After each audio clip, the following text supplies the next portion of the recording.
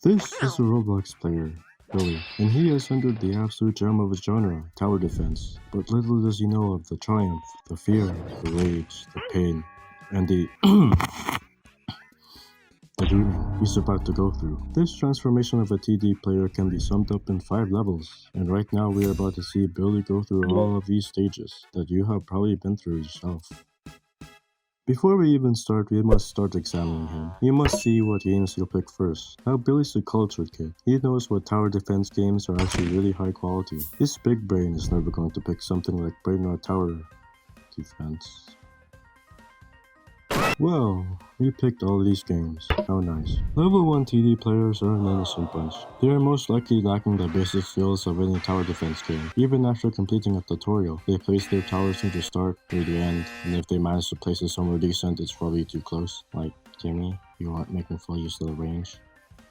Once they learn the very fundamentals, they can probably solo the easiest mode. It's from here as whether or not they choose to stick with TD games. Don't do it.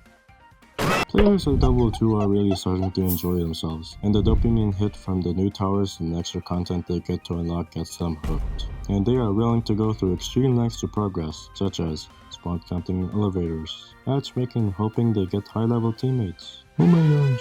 ABC, joining Discord servers, and just asking for help in general. They can perhaps solo the 2 first modes on their own, but struggle heavily in the later ones. It is now when the Dunning-Kruger effect starts to take place, wherein dumb people think they're smart basically. It actually depends on the person, but Bobby is like 7. He believes what's best and bosses other people around in co-op or higher, even though he makes the silliest and most famous mistakes every tower defense player goes through. Panicking when leaking a minimal amount of health, farming when only one person is farming for way too long, on optimal placements, using the wrong towers for a specific type of situation, not getting it detection, either focusing too much on splash or single target, leaving the game. These mistakes hurt, and the tower defense player can stay like this for weeks. Bobby wants to prove though. I like to call these players rookie nerds. They want to optimize as much as possible. They studied the wave layout, every single tower stats, and are a slave to the meta. Take Bobby here. He has been scrolling the TDX wiki, looking at the stats for the tower he just bought like a good boy. We're also strategy slaves. We have done Lucille and looked at Defense X probably a million times. They also beg for strategies in the comments section even though the video isn't supposed to be a strategy guide. But that's okay, since I was one too. And all TD players go through this. As for Jimmy here, he doesn't make those same mistakes. But he doesn't have the knowledge to create strategies of his own. He still has to rely on teammates and documents. And unfortunately, this is where many people stay at. Many progress through their favorite games to the end and never unlock their full potential as a tower defense player.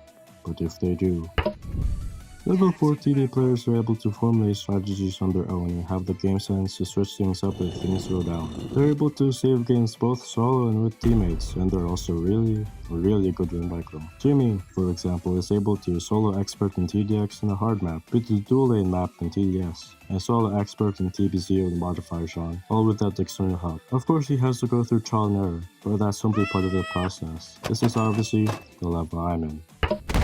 Level 5 TD players are 1 in a million.